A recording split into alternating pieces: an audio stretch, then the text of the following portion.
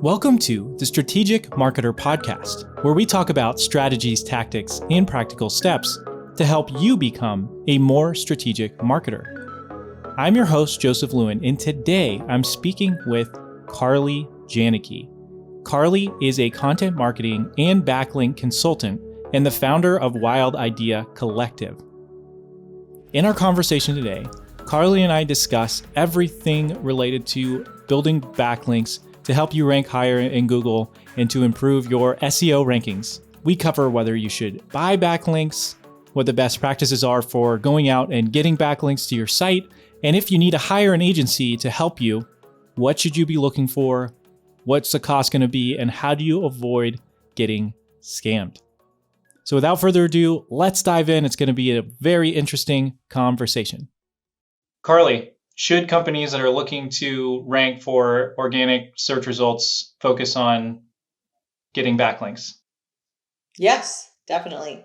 It has been kind of debated recently in the SEO community about whether or not, like how important links are these days as an overall ranking factor. And everything that I've been seeing points to, yes, they are still incredibly important. These days, quality trumps quantity. So you want to make sure that when you're building links, you're focused on quality. Yeah, so I think most people should probably know what backlinks are, but maybe you could just real quick for those in the crowd that might not know, what is a backlink? Yeah, so an external backlink is just one site linking to your site, like just the links that you click. They're basically like an upvote in Google's eyes, telling Google that your site is authoritative, that your site has content worth linking to and worth sharing. So that's just one of the ways that Google can tell that your site is good quality. Awesome. Oh, it's a great description.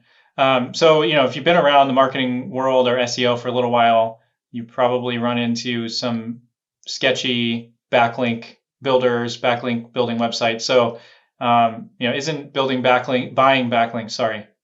backlinks kind of a risky thing to do? Yes, definitely. I think back in the day, it was a little less risky, but as the algorithm has evolved, Google has been cracking down on these paid link schemes, as they call them. They actually just released a blog article a few weeks ago, kind of reiterating the fact that they're going to be devaluing links or potentially even penalizing people for participating in these kind of link schemes. So that's anyone who you're like just straight up paying for a link. They were even going so far as to saying like guest posts could potentially be devalued, but they've been saying that for years, honestly. And I think that as long as your guest posts are quality and they're not just accepting like any old guest post, it's contextual and, quality, then I think you're pretty safe there. So how can you avoid getting scammed by black hat backlink building? I know that, like you're saying, backlink building is important. And if it's something that you're going to pursue, it can be kind of tricky. So how do you avoid getting into trouble with backlink building agencies? So there are a couple of red flags that you can look out for. One is if the agency is sending you a big list of links and telling you we can guarantee you a placement on any of these, sites, that's a huge red flag. That means they're paying for it. When you're doing quality link building, there's really no way to guarantee anything because you're not paying for it. So that's one really big red flag to avoid. Secondly, is the person that you're paying to build backlinks for you creating some sort of piece of content that they're building the links to that is really amazing or quality? Because that's usually the way to do it right. I mean, there are guest posting services that you can pay for. Again, if they're doing it the right way and they're not paying for the link and, the guest posts that they're posting on your behalf are really amazing in quality, that can work, but it's pretty hard to scale. And when you're doing it the right way, you're going to end up paying a lot for each link. Okay. So, because you have to pay a quality writer to write the whole piece, and you have to pay a designer, and you have to pay, there's a whole lot of people touching it. But if you have just one piece of quality content that you've already written and then you reach out to people to link to it, that's a better way to get a lot of good backlinks quickly. So that's what Okay. I would look for. And so if somebody's reaching out to you or you've reached out to somebody about backlinks and they're telling you, oh, we can get you backlinks for $30 or $50 per backlink, what would you say to that? Heck no. That's first of all, that's really, really cheap. So that link is probably going to be bad just right away. Secondly, yeah, you can't guarantee anything typically when you are building links the right way. Because you can't force somebody to link to your site. Right. You can't tell what piece of content is going to really do really well, or what piece of content might fall flat. There's always some risk involved when you're not paying for links. So yeah. Okay, no, that makes sense. Yeah, I've kind of run into that a few times, and it's hard when you're looking into doing this right. It really is hard to kind of work through that, and that's really what I want to talk through on this podcast specifically is how do you make sure that you're doing it the right way, whether you're building the links yourself in-house or whether you're working with an agency. How do you really make sure you're not going to end up doing something that gets you penalized in the long run? That would be unfortunate to be spending a bunch of money or a bunch of time and end up getting penalized rather than moving forward. So you mentioned content and the importance of quality content and working with an agency that will help you create that. So what role does content play in your link building strategy? I think quality content should really be at the heart of any link building strategy. I think that first you build content that is genuinely helpful for its audience. It's built for a certain intended audience that they're actually going to be interested in the content that you are providing. Hmm. Content that maybe teaches the audience something or that is interesting to a specific audience, or content that breaks down a really complicated subject. All of your blog articles should be like this and should deserve links. And then when you create a piece that's specifically for link building, that's when you really want to get into like the 10x content, the content that it really, really goes above and beyond what your Hmm. typical blog article would do. And that's something that maybe has like really beautiful visuals or a really awesome infographic that you can promote, or that you can also do like curated data studies, surveys, things like that that have like proprietary data that someone else wouldn't have but would want to cite. You can do like interactive pieces that people just want to share because they're really cool looking. Okay. Anything that like tugs at someone's heartstrings or is super interesting or has a bunch of data or is just really beautiful. Those are all really great things to concentrate on when trying to build links. So basically, it should be something that people actually want to share, and that's going to make your link building a lot easier on the back end if people actually like it. Yes, it seems like such a simple thing, but like nobody gets it.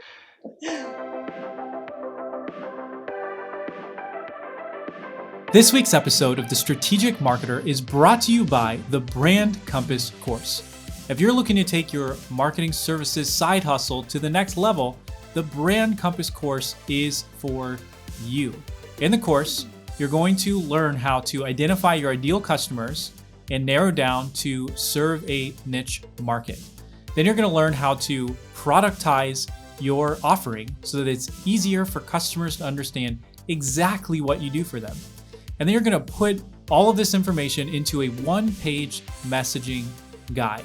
That way you can use your customer's language to speak exactly to their pain points and problems every single time. Check out the show notes for a link to the course.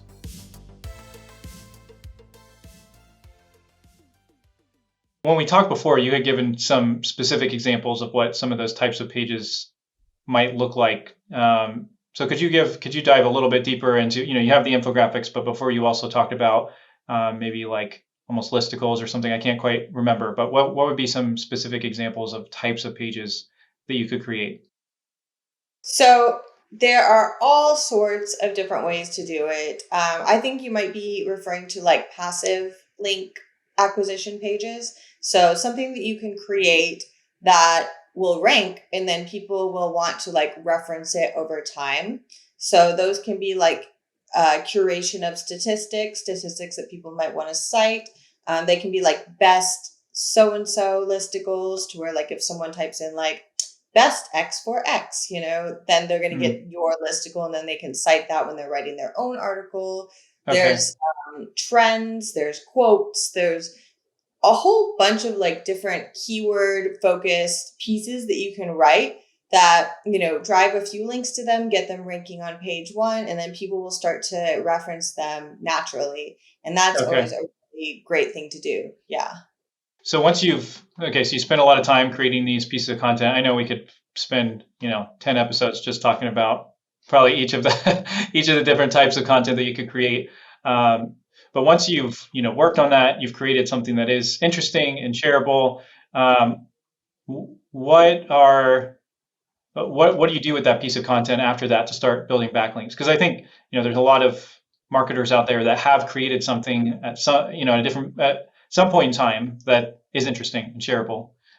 So what can they do to get backlinks to that page? So the strategy is going to be different depending on what kind of piece it is. If it were one of the pieces I just described, like something that was meant to be referenced over time, I would probably do something like try to create an infographic that links to a linkable audience, and then pitch that just to get some links coming in to get the page ranking. But if it's like a data study or something, then you're going to want to curate a list of reporters and reach out to reporters that might be interested in that news. If it is in like an interactive piece, there are a bunch of different sites that share that kind of stuff. You might want to start reaching out on social. It just really depends on what audience you're looking for, but or that you're targeting. But either way, I think that there's going to be a lot of manual outreach involved, which is time consuming, and there's really no way around it, unfortunately. But yeah, just reaching out to a lot of folks with really targeted, really amazing emails and telling them about your content. Okay. Yeah, maybe you could speak a little bit more to that, because I think that's probably the part that is what drives the cost of getting good quality backlinks up, is that it takes a lot of work. But I think it's the part that a lot of people don't really understand what goes into that. So could you maybe just dive into that process a little bit more, just to kind of expand on why link building is challenging? Yeah, definitely. The outreach portion, you mean, right? Yeah, the outreach portion. Yeah. So, okay, think about this. How many emails have you gotten from people begging for links on your site, or sending you really, really crappy emails asking for a guest post on your site, or trying to share something with you that you don't really want? Probably a lot, right? Yeah. You do not want to do that. That is what you do not want to do. You want to have a really well-crafted, really personalized email with a really killer subject line that people are going to want to open. You're going to want to send that email to people who actually are going to be interested in your content. So you don't blanket out a bunch of emails that are exactly the same to hundreds of people. That is definitely not the way to get your article shared. I mean, you'll probably get a few links here and there, but do your research, go through, see what kind of different people have shared similar content in the past. Like if it's an infographic, I'll go through and just like search for different infographics on the subject, or like tangentially related subjects, and then go through and ask those people that link to those infographics if they would also link to my infographic, because it's similar and it's awesome and they share infographics. So yeah, it's just it is tedious and it takes hours, but that's the way to do it. Yeah, no, that makes a lot of sense. And it's really almost similar to how a sales role would be. I mean, you're going to have to do research and find people who are relevant and target them and make it valuable for them. Why in the world would they want to link to your article? How does it benefit them? Not how does it benefit you? Because if you're just like, hey, share my link because it's going to help my website traffic grow, obviously that's not going to get you very far. Another thing that's interesting, as I've been learning more about link building, is the value of relationships and building relationships with people, either reporters or other marketers or other companies in your industry, and that takes a long time. I mean, that could be years of intentionally working on that, but that can also be really valuable if you have a list of 5 or 10 or 15 or 20 other bloggers, or marketers at companies that are in charge of writing the blogs or whatever. If you have those people already, then you might be able to get some content links right away. But that again takes being really intentional about it and building relationships. And you're definitely not going to get hundreds of links to your site by doing that either. Yeah, one thing we've done with Wild Idea early on, we don't have a whole lot of resources to put into the company's link building right now. So we've been doing a lot of really strategic guest posting. And one thing that we have been doing is trying to, in our guest posts, link to influencers or people that we want to create relationships with, so that we'll have these links on file. And when we want to reach out to them, either to guest post on their site or, for any type of link building reasons, we can say, hey, look at this. We've linked to you here, here, and here. Here you go. Would you help us out now? Would you help us out now? Yeah. So just kind of scratching someone's back before you ever ask for anything at all. That's definitely the way to go about it, I think. Yeah, that's awesome. And I know I've heard too with PR, reaching out to reporters, which, this isn't always a backlink strategy. It also goes into, just getting press attention for anything that you're doing. But when you have something that's relevant for journalists like stats or anything like that, if you start making a list of journalists and connecting with them on whatever platforms and sharing content with them over time that doesn't have anything to do with your company or your site or whatever, and then maybe share some of what they're doing that you find interesting and read other articles, then eventually when you do have an ask, you're way more likely to get their attention than if you just spam them with whatever you want them to post all the time. Yeah, definitely. I mean, just remember these are people, like on the other end of that screen, there's a person. And if you send them really quality pitches, even if they don't cover it, they're going to remember like, oh, that's the person who sent me that really amazing quality pitch. They did their research. They've read my articles. They know who I am. Maybe they shared my stuff on their social. Maybe we're connected on social now, just like they're people. They'll remember you if you treat them well and if you, interact with them enough times. So yeah, definitely when it comes down to it and they see your pitch and it's a good fit, they're going to maybe pick it over someone else's pitch who's also a good fit, but they don't know.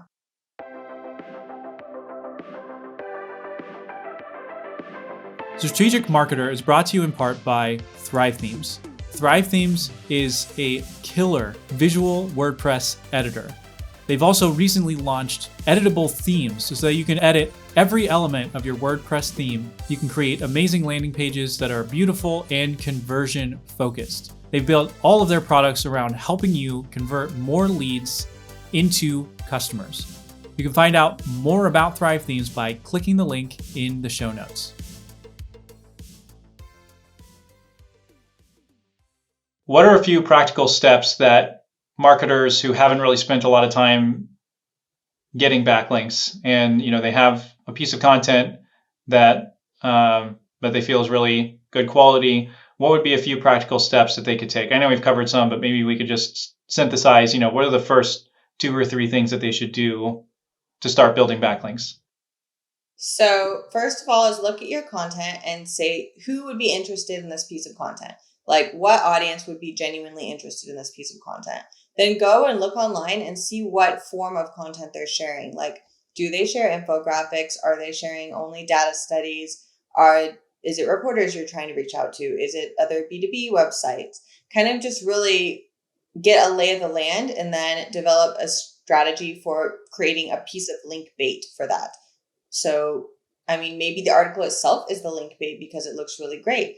Maybe you need to add some visuals. Maybe you need to add some data. Maybe you need to add an infographic. You got to kind of figure out what people want before you build the article is usually what we do. But if they've already built it, you can always add stuff on that you think would be relevant. And then start making a list of people that you're going to reach out to and send them a really carefully crafted email.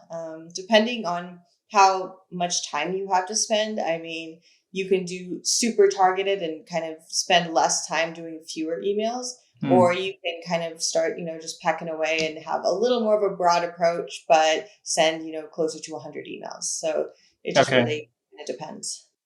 Okay. So that's a lot of work to do that. And even though I know some of the marketers out there are super scrappy and they'll jump in and start doing the work, other people just absolutely don't have the time to do that. But if they need to rank for a term, especially if they've been trying and they haven't been able to get there, backlinks definitely can help help move the needle. So if a company is just saying, okay, that's outside of our skill expertise, what we have the resources for internally, what would be a price range that they would have to start thinking in if they're going to be reaching out to a quality agency that's going to help them get backlinks? Most quality backlink building agencies who also create content, like we do, will charge anywhere from 5 to 10K a month for that kind of thing. So typically on the lower end, it's like 5K a month. But that should come with like the content itself as well. You're not Okay. just paying for the backlinks. You're also getting the added benefit of like a piece of content that will likely rank for you, really beautiful visuals, answering your customers' questions once you're ranking so that you can build a relationship with that audience. Like there's a whole bunch of other benefits, added benefits to having content besides just links. Oh, that's great. And then that process involves creating the content and then doing some of that outreach like you're talking about. Yeah, yeah. That's for us anyway, that's all in. So now a lot of people do it a lot of different ways. So it's hard to give a blanket statement there, but from what I've seen myself, competitors, it can range anywhere from 5 to 10K plus depending on the volume of content that you want created. Absolutely. No, that makes a lot of sense.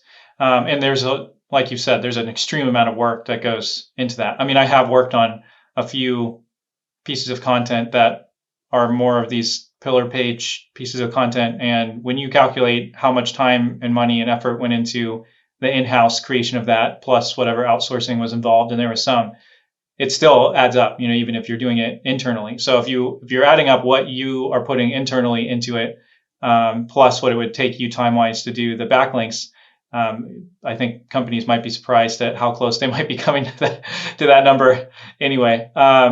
So if that price range isn't scaring people off, to go, I mean, that's not too crazy for where we're at in our company size. How do you guys specifically help companies, and what do you do? At Wild Idea, so Yeah. we'll create the piece of content from start to finish. So we do all of the ideation. We usually tie together like a keyword and a linkable idea and try to just marry those two into one piece of content. Then we create the content, we write it, we do all the design, then we pitch it to whole bunch of people and we record our links. We send through a monthly report. Typically in that monthly report, we'll also cover, not just like, oh, here we got, so-and-so links. We'll also kind of take a look at the overall site and send suggestions Mm. through and try to help with, as much on-page SEO as we can, because that really does impact our link building as well. Like, we don't want to be sending prospects to a site that just looks horrible or runs really slow, Right. or, and we want our stuff to rank. So it all kind of goes together to, create this kind of more holistic SEO strategy. It's more than just, straight up link building. It's creating a really amazing content experience for your customers.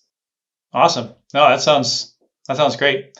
Um, yeah, well, Carly, thank you so much for joining the podcast. The backlinking world, there's a lot of sketchy things that go on, so it's always nice to talk to somebody that actually knows what they're talking about and can help some of us that aren't as familiar with it navigate how to, both build backlinks correctly internally, or also how to figure out if an agency is just totally full of it, or if they actually know what they're doing and they're doing it the right way. And what you guys are doing sounds awesome. So thank you so much. Of course. Thank you. Thank you for listening to this episode. Don't forget to subscribe to The Strategic Marketer wherever you listen to podcasts. And if you could do me a personal favor and hit 5 stars on the rating, you don't have to leave a full review, just hit 5 stars. It would really help me out. I look forward to seeing you on the next episode of The Strategic Marketer.